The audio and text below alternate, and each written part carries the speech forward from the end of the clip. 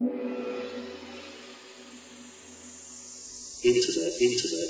radio.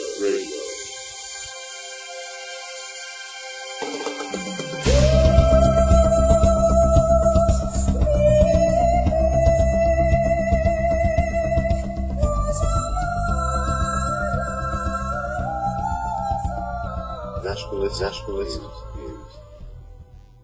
Welcome to Nationalist News. The Labour Party and union-funded terror group, the UAF, sparked riots in Harrow on Friday when 1,600 Muslims, communists and anarchists turned up in support of an Islamic Britain at a Stop Islamification of Europe demonstration. The SIOE group had received permission from the police to hold a 2-hour peaceful demonstration at a massive new 5-floor mosque under construction in Harrow on the anniversary of 9/11. What was only a handful of peaceful demonstrators had to be taken away by the police under protection for their own safety as bottles, bricks and fireworks rained down on the police from Muslim gangs and left-wing extremists. Only 9 arrests were made as the police took a softly approach for the sake of social cohesion and diversity. Those arrested were taken in for possession of offensive weapons including hammers, chisels and bottles of bleach. The UAF terror group, headed by ex-London Mayor and sponsored by left-wing leader of the New Conservative Party David Cameron, has used claw hammers in brutal attacks before.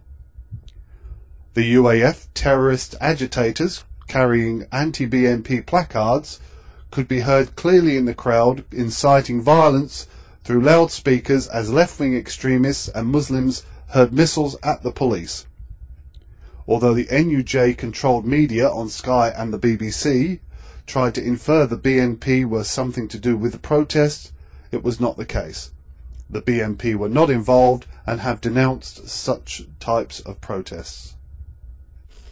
Nationalist News. David Duxbury, South Ribble Conservative councillor, has defected to the United Kingdom Independence Party.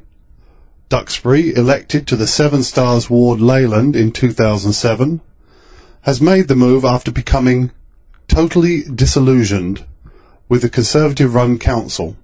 He said, "I have always worked hard and tried to be honest. I agree with UKIP's policy in withdrawal from the EU and in small government. And from talking to people I know that many people believe in the same things I and UKIP believe in." Councillor Duxbury, who has lived in Leyland most of his life, said that he had always been interested in politics, but until recent years had been too busy to be an activist. Paul Nuttall, party chairman and North West MEP, said, "I am delighted David has decided to join UKIP. We now have 100 councillors throughout the country." David Duxbury is a self-employed businessman and father of 3 who runs a pet crematorium and a garden centre. Radio. News. In an act of barbarism, bulldozers rolled across a Manchester graveyard at the St John the Apostle and Evangelist Church Islamic Centre. Muslims took over the C of E church to convert it into a mosque. The once peaceful church cemetery, where many are laid to rest, now echoes to the sound of heavy plant machinery. As part of the church wall was demolished, a digger and heavy roller moved in, crushing all gravestones into dust and levelling the graves to make way for a car park. In a barbarous act of disrespect to their Christian host nation, the Muslim community will park their vehicles on top of the bodies of our dead. There has been silence from the Church of England on the matter, and due to reporting restrictions imposed by the National Union of Journalists, the story has not been covered in the national press. In May, the BBC appointed a Muslim as head of religious programming in a radical departure from broadcasting tradition. Silence from the left-wing public broadcaster is therefore assured. Manchester MP Gerald Kaufman has also remained quiet on the issue. We have to ask if he would have been so quiet had it have been a Jewish graveyard. nationalist views. Muslim leader Anjem Choudary gave a prime ministerial address to the nation through the YouTube media. He gave warning to non-Muslims, the right and the left-wing extremists that Islam is the truth and light and we should all convert to Islam in the name of Allah. Choudary tells how Islam is superior and will never be surpassed, and we should look to them to save us from our economic and social problems in Britain.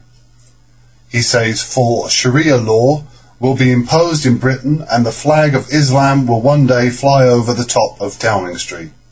In his statement, he calls for the government-backed militant forces of the UAF, communists, socialists and the Respect Party to stop hijacking Islam and exploiting it for their own benefit. Muslims are given a special right under Labour to make these statements, though those not of the Islamic persuasion face arrest, fines and imprisonment. Radio. News.